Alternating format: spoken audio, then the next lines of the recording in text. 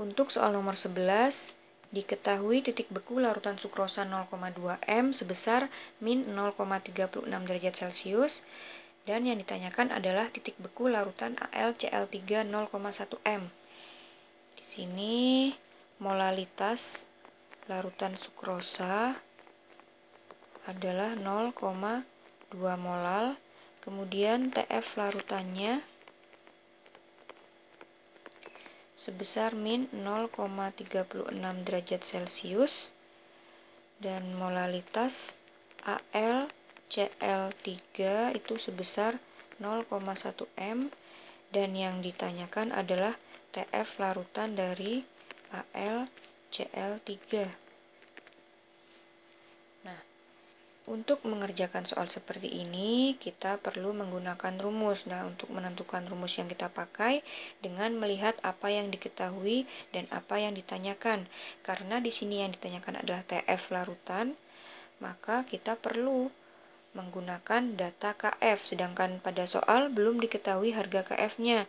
Nah, maka dari itu kita harus mencari harga KF dulu dari larutan yang sudah diketahui, yaitu larutan sukrosa ini. Nah, jadi kita selesaikan dulu untuk larutan sukrosa 0,2 M. Maka rumusnya kita masuk ke delta TF sama dengan M kali KF. Nah, karena di sini belum diketahui harga delta TF-nya, maka kita cari dulu delta TF sama dengan TF pelarut dikurangi TF larutan. TF pelarutnya di sini adalah air, maka titik beku air itu adalah 0 derajat Celcius. TF larutannya min 0,36, maka kita peroleh harga delta TF sebesar 0,36. Kita masukkan ke sini. M-nya 0,2, dan kita peroleh harga KF-nya yaitu sebesar 1,8. Nah, setelah diketahui harga KF, kita ke larutan elektrolit yaitu AlCl3. Nah, AlCl3 di sini yang diminta adalah TF larutannya, sehingga rumusnya sama, yaitu delta TF sama dengan Fm dikali KF. Hanya bedanya karena di sini larutan AlCl3 adalah larutan elektrolit, maka harus dikalikan harga I-nya. Harga I di sini adalah faktor Van Hoff. Jadi caranya adalah kita uraikan dulu AlCl3 ini menjadi ion-ionnya Al3+ dengan 3Cl-. Jadi faktor Van Hoff di sini adalah jumlah ininya 1 ditambah 3, yaitu 4 jumlah dari valensinya. Karena AlCl3 ini merupakan larutan kuat, maka kita anggap alfanya 1, sehingga dapat kita tentukan langsung harga I-nya. I-nya adalah 4. Maka kita bisa langsung masukkan, yaitu harga M-nya adalah 0,1. KF-nya sebesar 1,8 yang sudah kita cari tadi. Harga I-nya 4. Jadi delta TF-nya 0,72. Kemudian belum selesai sampai sini, kita harus mencari TF larutannya. Jadi kita masuk rumusan ini. Jadi delta TF sama dengan TF pelarut dikurangi TF larutan. Delta TF-nya kita masukkan 0,72, TF pelarutnya 0. Yang ditanyakan adalah TF larutannya. Jadi kita dapat TF larutan AlCl3 sebesar min 0,72 derajat Celcius. Maka jawaban yang tepat adalah D. Untuk soal nomor 12 ini ada pencampuran antara larutan asam dengan larutan basa, yaitu 100 ml larutan CH3COH 0,2 M ditambahkan dengan 0,01 mol NaOH. dan yang ditanyakan adalah pH larutan tersebut. Nah, untuk model soal seperti ini, maka kita harus mereaksikan dari larutan asam dengan basanya ini agar diketahui larutan apa yang bersisa. Apabila larutan yang bersisa dari komponen asam lemah dengan garamnya, maka kita menggunakan rumusan larutan penyangga untuk mencari pH-nya. Akan tetapi apabila yang diketahui atau yang bersisa adalah garamnya saja, maka kita menggunakan konsep larutan hidrolisis. Ya, jadi untuk mereaksikannya kita perlu mencari harga mol dari masing-masing larutan. Yang pertama, mol CH3COOH, rumusnya adalah M dikalikan V, M-nya 0,2, volumenya 100, maka di sini 20 milimol. Kemudian untuk mol dari NaOH, kebetulan di soal sudah diketahui ya dalam bentuk mol yaitu 0,01 mol. Nah, lebih baik kita samakan seperti mol CH3COH, satuannya yaitu milimol. Jadinya adalah 10 milimol agar lebih mudah dalam menghitungnya. Nah, setelah itu kita reaksikan larutannya CH3COOH ditambah NaOH menjadi CH3COONa ditambah H2O. Mula-mula, reaksi, dan sisa. Di sini mula-mula CH3COOH adalah 20 milimol, sedangkan NaOH 10. Nah, untuk menentukan yang bereaksi, kita lihat dari jumlah mol yang paling sedikit. Jadi, jumlah mol yang paling sedikit ini adalah yang menjadi reaksi pembatasnya. Sehingga NaOH di sini sebagai reaksi pembatas. Kemudian untuk mencari mol yang bereaksi pada CH3COH, kita tinggal lihat koefisien reaksinya saja. Karena di sini sama-sama 1, maka molnya sama yaitu 10. Untuk mol CH3CONa juga 10. Karena koefisiennya sama. Jadi yang bersisa adalah CH3COOH sebanyak 10 milimol, NaOH-nya habis, dan garam CH3COONa sebanyak 10 milimol.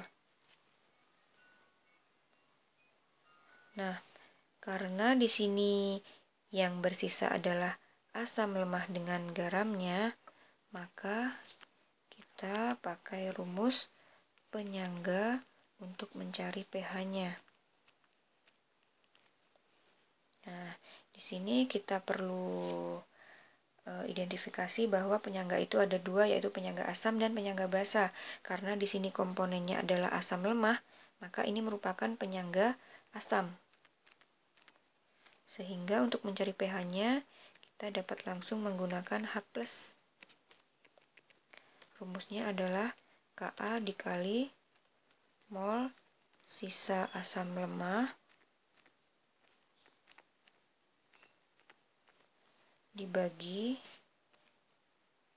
mol sisa basa konjugasinya.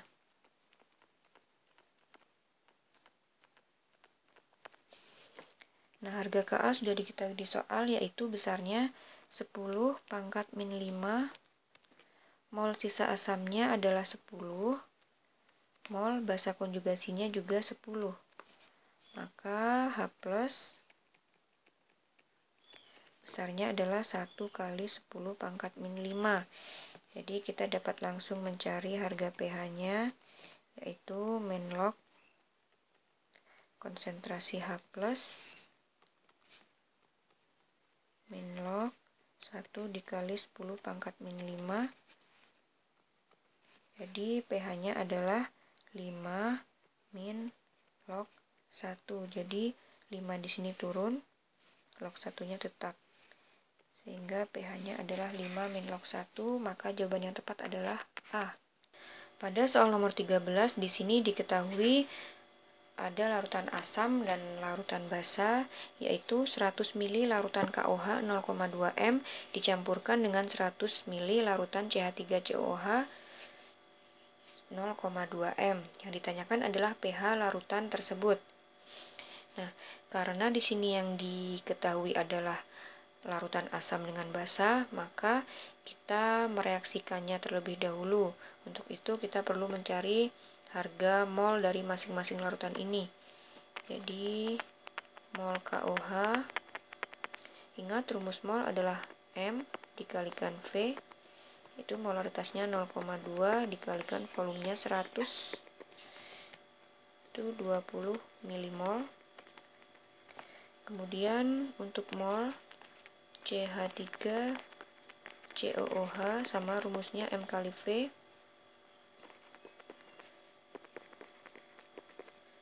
molnya pun sama seperti KOH 20 milimol. Nah, setelah kita ketahui molnya, maka kita reaksikan senyawanya, yaitu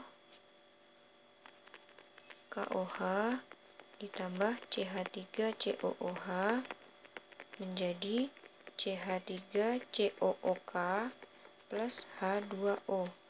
Jadi ada reaksi mula-mula, reaksi, dan sisanya. Di sini mula-mula bisa kita langsung masukkan KOH sebanyak 20 milimol, CH3COOH 20 milimol. Jadi sama-sama habis bereaksi ya, karena molnya sama. Di sini untuk menentukan mol yang bereaksi, kita lihat koefisien reaksi dari masing-masing senyawa. Karena koefisiennya sama, maka mol yang bereaksi juga sama. Ini habis. Nah, di sini karena yang bersisa adalah garamnya, maka kita menggunakan rumusan hidrolisis untuk mencari pH larutan ini. Apabila yang diketahui di sini yang bersisa adalah asam lemah atau larutan lemah dengan garamnya, maka kita menggunakan rumusan larutan penyangga. Dan setelah itu di sini diketahui garamnya adalah CH3COOK. Nah, untuk menentukan jenis garamnya atau sifat garamnya apa, kita perlu mereaksikannya atau menguraikannya. CH3COO- menjadi K+. Di sini ada komponen dari asam lemah dengan basa kuat, sehingga yang menang atau penentu sifatnya adalah yang kuat, yaitu sifatnya adalah basa. Karena sifatnya basa, maka kita menggunakan rumusan OH- untuk mencari pH-nya.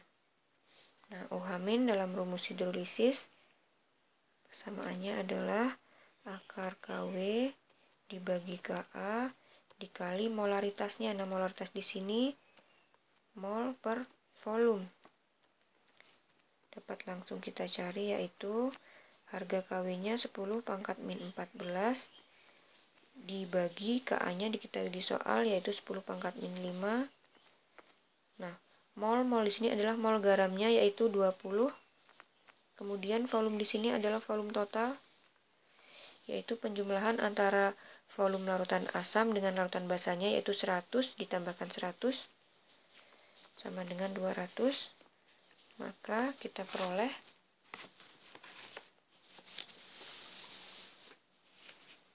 OH- sama dengan 1 dikali 10 pangkat min 10. Sehingga kita dapat konsentrasi OH- sebesar 1 kali 10 pangkat min 5.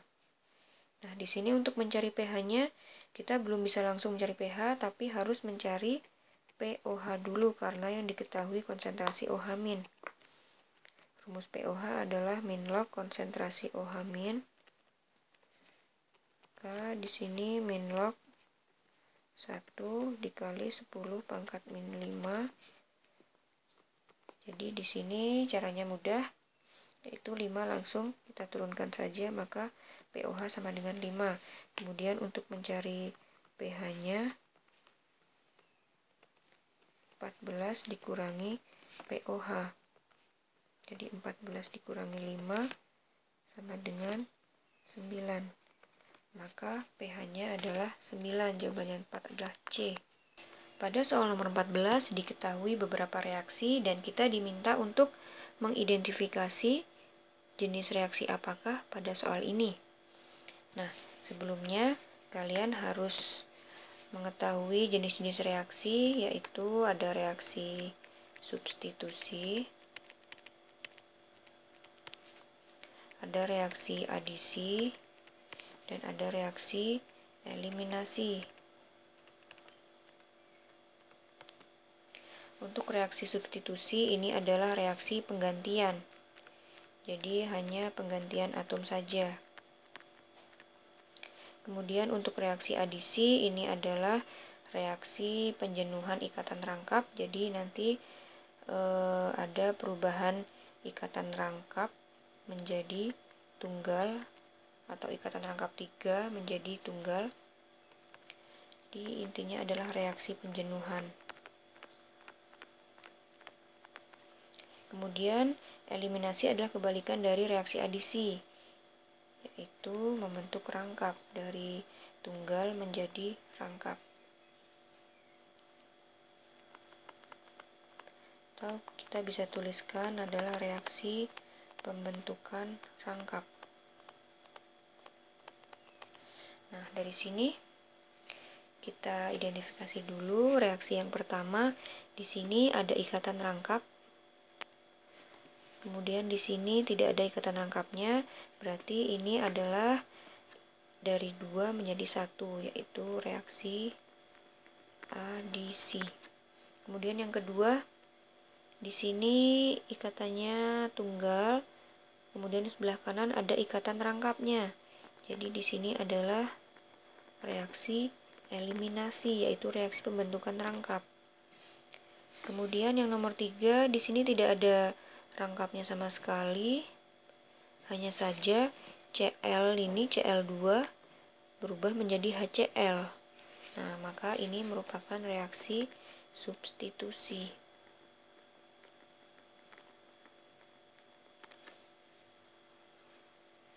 Jadi dapat kita simpulkan bahwa jawaban yang tepat yaitu adisi, eliminasi, dan substitusi. Jawabannya adalah A. Pada soal nomor 15 ini diketahui reaksi esterifikasi CH3COOH ditambahkan CH3Ca2OH menjadi suatu senyawa ester X plus H2O. Dan yang ditanyakan adalah zat yang merupakan isomeri fungsi dari X, yaitu, nah di sini hati-hati, pertanyaannya adalah isomer fungsi dari zat X ini. Maka kita harus mereaksikan dulu senyawa atau reaksi esterifikasi ini. Jadi CH3COOH ditambahkan CH3CH2OH kan menjadi apa? Jadi untuk mereaksikan reaksi esterifikasi ini sangatlah mudah, yaitu di sini kita tahu bahwa ini merupakan gugus dari asam karboksilat.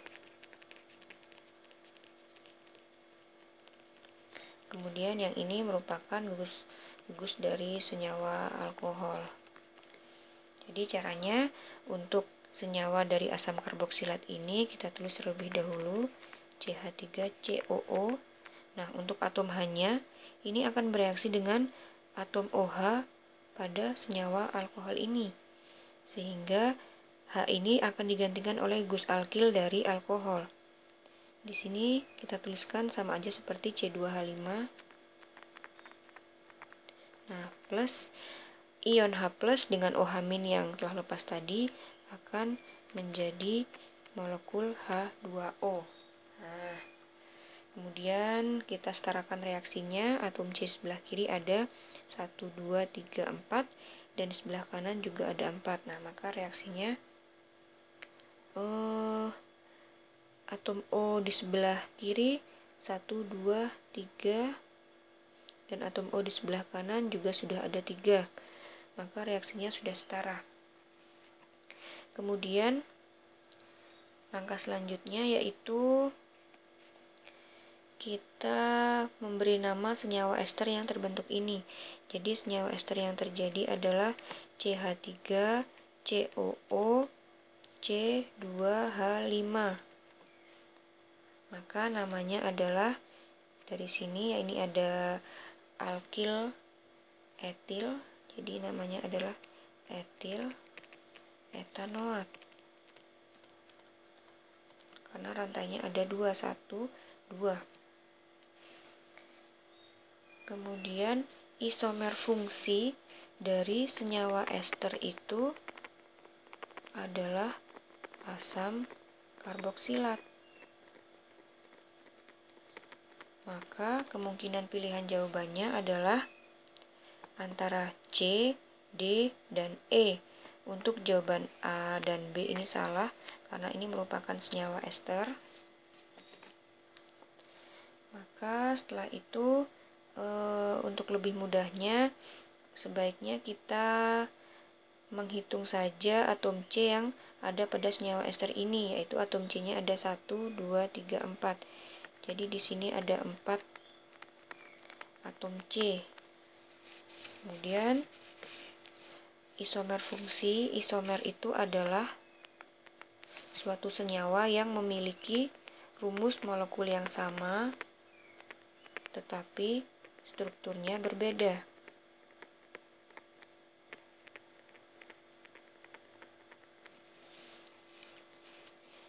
Jadi kita tinggal cari saja pada pilihan jawaban ini yang sama-sama memiliki 4 atom C.